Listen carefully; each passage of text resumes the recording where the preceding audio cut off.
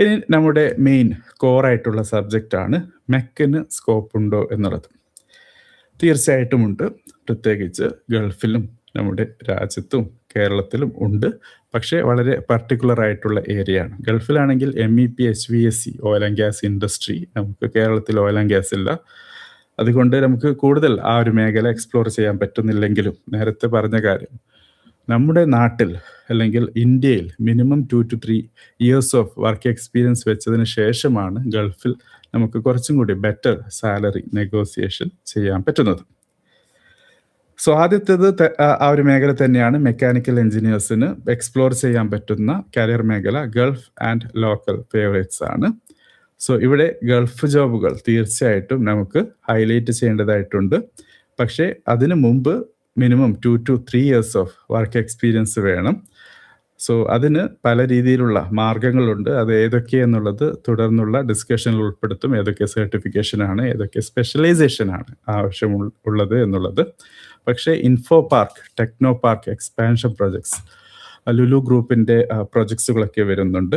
അതോടൊപ്പം residential commercial ബിൽഡിങ്ങുമായി ബന്ധപ്പെട്ട് കിടക്കുന്ന പ്രൊജക്ട്സുകളിൽ തീർച്ചയായിട്ടും നിങ്ങൾക്ക് നിങ്ങളുടെ ഒരു സ്റ്റാർട്ടിങ് കണ്ടെത്താൻ പറ്റും ആസ് എ മെക്കാനിക്കൽ എഞ്ചിനീയർ. രണ്ടാമത്തെ മേഖല എന്നുള്ളത് കോർ സെക്ടറാണ്. നിങ്ങളുടെ പബ്ലിക് സെക്ടർ അണ്ടർടേക്കിങ്സ് ആണ്, PSUs ആണ്. സോ അതിന് PSC റിലേറ്റഡ് ജോബുകൾ, UPSC റിലേറ്റഡ് ജോബുകൾ, അതോടൊപ്പം സെൻട്രൽ PSUs ഉണ്ട്. ഗേറ്റ് എക്സാമിനേഷനാണ് അവർ എൻട്രി നേടുന്നത്. ചില കമ്പനികൾക്ക് അവരുടേതായ ഒരു എൻട്രൻസ് എക്സാമിനേഷൻ അല്ലെങ്കിൽ അവരുടേതായ ഒരു ജോബ് ഫിൽറ്ററിങ് എക്സാമിനേഷൻ ഉണ്ടാകും. IOCL, ONGC, BPCL, Kochi refinery, BARC, Bhabha atomic research centre, HPCL പോലുള്ള കമ്പനികൾ. അതോടൊപ്പം സ്റ്റേറ്റ് ലെവൽ സ്റ്റാർസ് കൂടിയുണ്ട്. നമ്മുടെ സ്വന്തം കേരളത്തിൻ്റെ Kerala public enterprise selection and recruitment board, KPESRB എന്ന് പറയും. Cochin shipyard limited, CSL, KMML and TCC, അതോടൊപ്പം ISR ഒക്കെ ഇവിടെ ഹൈലൈറ്റ് ചെയ്യുന്നതായിട്ടുണ്ട്. ഡിഫൻസും റെയിൽവേസും RRB, SSC, അതായത് സീനിയർ സെക്ഷൻ എഞ്ചിനീയർ പൊസിഷനിലേക്കും ഇന്ത്യൻ നേവി ടെക്നിക്കൽ ബ്രാഞ്ചസിലേക്കുമൊക്കെ നമ്മുടെ മെക്കാനിക്കൽ എഞ്ചിനീയറിംഗ് ഗ്രാജുവേറ്റ്സിന് പരീക്ഷ എഴുതി ഇൻ്റർവ്യൂവിൽ കൂടി ക്വാളിഫൈ ചെയ്യപ്പെടാവുന്നതാണ്. ഈവൻ HAലും NAലും ഒക്കെ മെക്കാനിക്കൽ എഞ്ചിനീയറിംഗ് ഗ്രാജുവേറ്റ്സിന് ഓപ്പർച്യൂണിറ്റി നൽകുന്നുണ്ട്. ഓക്കെ, അതിനിടയിൽ നമ്മുടെ ജിത്ത് JJ, അതോടൊപ്പം ടോമിൻ ബോബി, രണ്ടുപേർ എന്തോ മെസ്സേജ് അയച്ചിട്ടുണ്ട്. അതിനുശേഷം ഡിലീറ്റും ചെയ്തു. ഇൻഡസ്ട്രി 4.0 ആണ് മൂന്നാമത്തെ മേഖല എന്നുള്ളത് ഫോർ നമ്മുടെ എഞ്ചിനീയറിംഗ് മെക്കാനിക്കൽ എഞ്ചിനീയറിംഗ് ഗ്രാജുവേറ്റ്സിന്. സോ ടെക്, അതോടൊപ്പം ഡിസൈൻ, പിവോട്ടിംഗ് ആണ് ഇവിടെ. പിവോട്ടിംഗ് എന്ന് പറഞ്ഞാൽ ഒരു അറ്റാച്ച്മെൻ്റ് ആണ്, ഒരു അറ്റാച്ചിങ് ആണ് നടക്കുന്നത്. മെക്കാനിക്കൽ ഡിസൈൻ മേഖല ഉള്ള മെക്കാനിക്കൽ എഞ്ചിനീയറിംഗ് ജോബിൽ കുറച്ചും കൂടി ബെറ്റർ സാലറി ലഭിക്കുന്ന ഒരു മേഖലയാണ് മെക്കാനിക്കൽ ഡിസൈൻ. സോ ഇതിൽ CAD ഉണ്ട്, CAM ഉണ്ട്, CAE ഉണ്ട്. സോ ഒന്ന് ഡിസൈൻ ആണെങ്കിൽ CAM മാനുഫാക്ചറിങ് ആണ്. അതോടൊപ്പം എഞ്ചിനീയറിംഗ് അനാലിസിസ് CAയിലും നടക്കും. പൊതുവെ CAയിലേക്ക് ജോബ് ലഭിക്കണമെങ്കിൽ മിനിമം മാസ്റ്റേഴ്സ് ഒക്കെ അവർ ചോദിക്കും, അതായത് employers. So better to get prepared through that. ഏതൊക്കെ ടൂൾസാണ് ഇതിനവർ ഉപയോഗിക്കുന്നത്? SolidWorks, CATIA, ANSYS, aerospace firms, പ്രത്യേകിച്ച് നമ്മുടെ വിഴിഞ്ഞം പോർട്ടുമായി ബന്ധപ്പെട്ടൊക്കെ നിലനിൽക്കുന്നു അല്ലെങ്കിൽ വളർന്നു വരുന്നു എന്നുള്ളത് എയറോസ്പേസ് പ്രിസിഷൻ പോലുള്ള കമ്പനികൾ സാധ്യതകൾ നമുക്ക് നൽകുന്നുണ്ട്. So CAD എഞ്ചിനീയേഴ്സിന് ആവശ്യമായിട്ടുണ്ട്. അത് കേരളത്തിൽ അല്ലെങ്കിൽ ബാംഗ്ലൂരിൽ അല്ലെങ്കിൽ പൂനെയിൽ അല്ലെങ്കിൽ ചെന്നൈയിലൊക്കെ നല്ല ഓപ്പർച്യൂണിറ്റീസ് ഉണ്ട്. MNCകൾ, അത് GE ആയാലും ഇന്ത്യൻ MNCകൾ പോലെ HCL പോലുള്ള, ഇൻഫോസിസ് പോലുള്ള കമ്പനികളിലും ഈ പറയുന്ന CAD, CAE വിങ്സ് ഉണ്ട്. മാനുഫാക്ചർ ആണെങ്കിൽ CAMഉം അതിൽ ആഡ് ആയിട്ട് വരും. റോബോട്ടിക്സ്, മെക്കാട്രോണിക്സ്, അതോടൊപ്പം automation, electric vehicle boom, EV കൂടി നടക്കുന്നുണ്ട്. സോ അതിലുള്ള മാസീവായിട്ടുള്ള റിസർച്ച് ആൻഡ് ഡെവലപ്മെൻറ്റ് തീർച്ചയായിട്ടും ഈ മേഖലകളിലേക്കുള്ള വാതിലുകളും തുറന്നു കൊടുക്കുന്നുണ്ട്. So battery thermal management system, അതായത് നിലവിലുള്ള ലിഥിയം അയൺ പാക്സിനെ കൂൾ ചെയ്യുന്ന സമ്പ്രദായങ്ങളൊക്കെ തീർച്ചയായിട്ടും മെക്കാനിക്കൽ എഞ്ചിനീയേഴ്സിനുള്ള സാധ്യതകളാണ് നൽകുന്നത്. എയറോഡൈനാമിക് വെഹിക്കിൾ ഡൈനാമിക്സ് ഒക്കെ ഡിസൈൻ ചെയ്യുന്നതിൽ മെക്കാനിക്കൽ എഞ്ചിനീയേഴ്സിന് വലിയ കോൺട്രിബ്യൂഷൻ നൽകാൻ പറ്റും. പിന്നീടുള്ളത് IT സെക്ടറാണ്. മെക്കാനിക്കൽ എഞ്ചിനീയറിംഗ് പഠിച്ചത് കൊണ്ട് അതിൽ IT മേഖല എന്തുകൊണ്ട് സെലക്ട് ചെയ്യണം എന്നൊരു ചോദ്യം വരാം. പക്ഷേ അറിയേണ്ടത് IT മേഖലയിലുള്ള എഞ്ചിനീയേഴ്സ് എന്നുള്ളത് അവർ കോഡ് എഴുതുന്നത് ഡിഫറെൻ്റ് മേഖലകളിലേക്കാണ്. ചിലപ്പോൾ ഫിനാൻഷ്യൽ ടെക്നോളജി ഫിൻടെക് ആയിരിക്കാം, ചിലപ്പോൾ മെഡിക്കൽ റിലേറ്റഡ് ഫീൽഡ് ആയിരിക്കാം, ചിലപ്പോൾ ഓട്ടോമൊബൈൽ റിലേറ്റഡ് ഫീൽഡ് ആയിരിക്കാം, ചിലപ്പോൾ എയറോസ്പേസ് ആയിരിക്കാം, ചിലപ്പോൾ കോർ മെക്കാനിക്കൽ മെഷീനറി ഫീൽഡുകളായിരിക്കാം. സോ അതിൽ തന്നെ നല്ലൊരു ഭാഗം അപ്ലിക്കേഷന് വരുന്നത് മെക്കാനിക്കൽ മേഖലയിലേക്കാണ്. സോ അതിലേക്കുള്ള കോഡിങ്ങിലേക്ക് നമ്മുടെ മെക്കാനിക്കൽ എഞ്ചിനീയേഴ്സിന് ക്വാളിഫൈ ചെയ്ത് മുന്നോട്ട് വരാം എന്ന ഒരു ഓപ്പർച്യൂണിറ്റി ഉള്ളത് കൊണ്ട് തന്നെ TCS, Infosys, Cognizant, Wipro, HCL പോലുള്ള കമ്പനികൾ അവരുടേതായ മെക്കാനിക്കൽ എഞ്ചിനീയർ വിങ്സ് അവിടെ ട്രെയിൻ ചെയ്ത് വെക്കും എന്നുള്ള ഒരു കാര്യം കൂടിയുണ്ട്. ഞാൻ എൻ്റെ കരിയർ സ്റ്റാർട്ട് ചെയ്തത് സോഫ്റ്റ്വെയർ കമ്പനിയായ HCL ടെക്നോളജീസ് വഴിയാണ്. ഇന്ത്യയിലെ തന്നെ ആദ്യത്തെ പ്രൈവറ്റ് എയറോസ്പേസ് പ്രൊജക്റ്റ് ലഭിച്ചത് HCL ടെക്നോളജീസിനായിരുന്നു. അതിൽ തന്നെ എനിക്ക് ആദ്യത്തെ പ്രൊജക്റ്റിൽ തന്നെ വർക്ക് ചെയ്യാൻ 3 വർഷം ആ ഒരു പ്രൊജക്റ്റിൽ ഞാൻ വർക്ക് ചെയ്തിരുന്നു, aerospace structures. So being A mechanical engineer അങ്ങനെയുള്ള ഒരു ഓപ്പർച്യൂണിറ്റി ഇപ്പോൾ കൂടുതലാണ്. കുറേ വർഷങ്ങൾക്ക് മുമ്പാണ് നടന്നത്, പക്ഷേ ഇന്ന് അതിനേക്കാൾ കൂടുതൽ സാധ്യതകൾ വരാൻ സാധ്യതയുണ്ട് എന്ന കാര്യം കൂടി മനസ്സിലാക്കാം. പക്ഷേ അന്നത്തെ പോലെയല്ല ഇന്നത്തെ കാര്യം. ഇന്ന് വെറും നമ്മുടെ കീബോർഡും മൗസും വെച്ച് ഡിസൈൻ മാത്രമല്ല, കോഡിങ്ങും അത്യാവശ്യം അറിഞ്ഞിരിക്കണം. സോ പൈത്തൺ, ജാവ അല്ലെങ്കിൽ ഡാറ്റ സ്ട്രക്ചേഴ്സ് പോലുള്ള കാര്യങ്ങൾ കൂടി even if you are A mechanical engineering through elective പഠിക്കാൻ പറ്റുകയാണെങ്കിൽ നല്ല കാര്യം തന്നെയാണ്. പിന്നീട് നമുക്ക് ഹയർ സ്റ്റഡീസ് ആണ് നോക്കേണ്ടത്. ഹയർ സ്റ്റഡീസ് 2 രീതിയിൽ ചെയ്യാം. ഒന്ന് MTech, MS എന്ന ടെക്നിക്കൽ വളരെ കോറായിട്ടുള്ള സാങ്കേതികപരമായിട്ടുള്ള നോളജ് നേടുന്ന കാര്യം. മറ്റൊന്ന് master of business administration MBA, അതിൽ തന്നെ operations and supply chain management എന്ന മേഖല. സോ ഇത് ഐഡന്റിഫൈ ചെയ്ത് കോർ ടെക്നിക്കൽ ഫീൽഡിൽ പോകണോ അല്ലെങ്കിൽ ബിസിനസ് അഡ്മിനിസ്ട്രേഷൻ രംഗത്ത് പോകണോ എന്ന് ഐഡന്റിഫൈ ചെയ്തിട്ട് പോവുക. പക്ഷേ MTech അല്ലെങ്കിൽ MS പഠിക്കുകയാണെങ്കിൽ നിങ്ങൾക്ക് ഇമ്മീഡിയറ്റ്ലി ആഫ്റ്റർ BTech ചെയ്യാം. MBA ആണെങ്കിൽ മിനിമം 2-3 വർഷം വർക്ക് എക്സ്പീരിയൻസ് ഉണ്ടെങ്കിലാണ് better.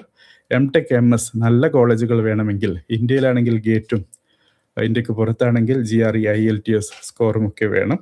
So research, R&D, electric vehicle, aerospace, academics മേഖലകളാണ് MS, MTech വഴി പോകാൻ പറ്റുന്നതെങ്കിൽ CAT, MAT എക്സാമിനേഷൻ എഴുതി നല്ല സ്കോറോട് കൂടി നിങ്ങൾക്ക് നിങ്ങളുടെ MBA ചെയ്യാം.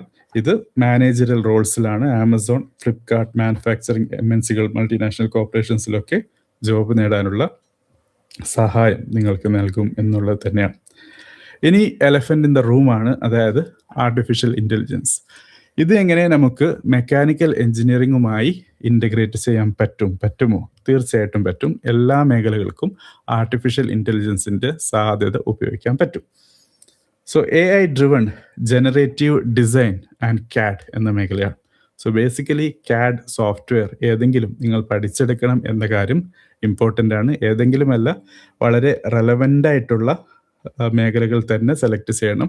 CAD ആണോ, CAM ആണോ, CAE ആണോ, എവിടെയാണ് നിങ്ങൾ മുന്നോട്ട് പോകുന്നത്, ഈ 3 കുറിച്ചും ഒരു ജനറൽ അണ്ടർസ്റ്റാൻഡിങ്, ടൂൾസ് ബേസിക് ആയിട്ട് റെലവൻ്റ് ആയിട്ടുള്ള, ഔട്ട്ഡേറ്റഡ് അല്ലാത്ത, അപ്ഡേറ്റഡ് ആയിട്ടുള്ള ടൂൾസ് പഠിക്കുകയാണെങ്കിൽ തീർച്ചയായിട്ടും നിങ്ങൾക്ക് ഈ പറയുന്ന AI സാധ്യത CAD-ൽ കൂടി ഉപയോഗിക്കാൻ പറ്റും. ഉദാഹരണത്തിന് നിങ്ങൾക്കൊരു അസൈൻമെൻറ്റ് തരികയാണ്, ഒരു പ്രൊജക്റ്റ് തരികയാണ്. ആ പ്രൊജക്റ്റ് എന്നുള്ളത് ഒരു ഡ്രോണിൻ്റെ ഒരു എക്സ്റ്റീരിയർ പാർട്ട് ബിൽഡ് ചെയ്യുക എന്നുള്ളതാണ്. ഓക്കെ, നിങ്ങൾക്ക് ചെയ്യാൻ പറ്റും. പക്ഷെ അതിനെ കൂടി കുറച്ചും കൂടി പ്രോംപ്റ്റ് എഞ്ചിനീയറിംഗ് വഴി ചെയ്യുകയാണെങ്കിൽ ഒരു ഡ്രോൺ ബ്രാക്കറ്റ് അതും ഡിസൈൻ ചെയ്യണം. അതിൻ്റെ മാക്സിമം വെയിറ്റ് എന്നുള്ളത് 200 ഗ്രാം ആയിരിക്കണം. അതിന് വിത്ത്സ്റ്റാൻഡ് ചെയ്യേണ്ട അല്ലെങ്കിൽ അത് താങ്ങേണ്ട ഫോഴ്സ് എന്നുള്ളത്, ബലം എന്നുള്ളത് 500 ന്യൂട്ടൺ ആയിരിക്കണം എന്ന കാര്യവും, ഈ ഉണ്ടാക്കുന്ന ബ്രാക്കറ്റ് അലൂമിനിയം കൊണ്ടായിരിക്കണം എന്ന കാര്യവും. കാരണം പൊതുവെ അലൂമിനിയത്തിൻ്റെ പ്രത്യേകത ലൈറ്റ് വെയ്റ്റ് മെറ്റലാണ്. സോ ഇങ്ങനെയുള്ള ചില പ്രോംപ്റ്റ് എഞ്ചിനീയറിംഗ് ചെയ്ത് നിങ്ങൾക്ക് ഈ പറയുന്ന AutoCAD എനേബിൾഡ് വിത്ത് AI ചെയ്യുകയാണെങ്കിൽ 100 കണക്കിന് ഡിസൈൻസ് ലഭിക്കും. അതിലേത് ഡിസൈനാണ് ബെറ്റർ എന്നുള്ളത് നിങ്ങൾക്ക് നിങ്ങളുടെ decision making as a human ചെയ്ത് വേണം കണ്ടെത്താൻ. So AI will help you, but you have to help the AI എന്ന കാര്യം ഇവിടെ ഒന്നുകൂടി ഹൈലൈറ്റ് ചെയ്യാം. Okay, so generative design specialist ആയിട്ട് CAD AI ഇൻ്റഗ്രേഷൻ എഞ്ചിനീയേഴ്സ് ആയിട്ടൊക്കെ നമുക്കിവിടെ ജോലി നേടാൻ പറ്റും. ഓട്ടോഡെസ്ക്, സീമെൻസ്, ആൾട്ടെയർ, എയറോസ്പേസ് സ്റ്റാർട്ടപ്സിലൊക്കെ ജോബ് കണ്ടെത്താനും പറ്റും. സാന്ദർഭികമായി പറയുകയാണെങ്കിൽ എൻ്റെ ഒരു കൊളീഗ്, ഞാൻ ടീച്ചിങ് മേഖലയിലുണ്ടായിരുന്നപ്പോൾ എൻ്റെയൊക്കെ ഉണ്ടായിരുന്ന ടൂൾ ഡിസൈനൊക്കെ പഠിച്ച മാസ്റ്റേഴ്സ് ചെയ്ത് PhD ചെയ്യുമ്പോൾ അദ്ദേഹം ചെയ്തത് BE മെക്കാനിക്കൽ എഞ്ചിനീയറിംഗ് ആണെങ്കിൽ പോലും ഇദ്ദേഹത്തിൻ്റെ PhDക്ക് 2 ഗൈഡ് വെച്ചു. ഒന്ന് മെക്കാനിക്കൽ എഞ്ചിനീയറിംഗ് ആയിരുന്നു, മറ്റത് കമ്പ്യൂട്ടർ സയൻസ് ആയിരുന്നു.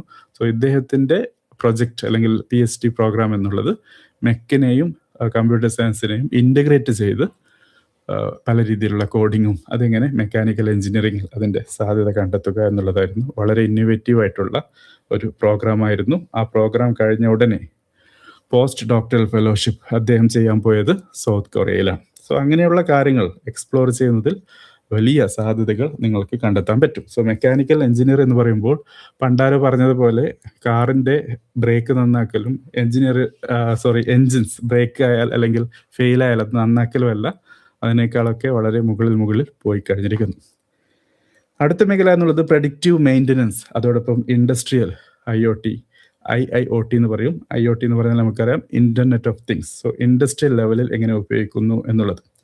സോ ടർബൈൻസ് ആയാലും CNC മെഷീൻസ് ആയാലും പമ്പ്സ് ആയാലും ഒക്കെ നമുക്കറിയാം അതിൽ പല രീതിയിലുള്ള വൈബ്രേഷൻസും തെർമൽ ഡാറ്റയും ഒക്കെ റിയൽ ടൈമിൽ തന്നെ ഗ്രാബ് ചെയ്യാൻ സെൻസേഴ്സ് ഉപയോഗിച്ച് ചെയ്യാൻ പറ്റും. പക്ഷേ മെക്കാനിക്കൽ എഞ്ചിനീയേഴ്സ് എന്നുള്ളത് ഈ പറയുന്ന ഡാറ്റ അതിങ്ങനെ റിയൽ വേൾഡിൽ നടക്കുന്നു എന്ന കാര്യത്തെക്കുറിച്ച് കൂടുതൽ അറിയുന്ന ആൾക്കാരാണ്.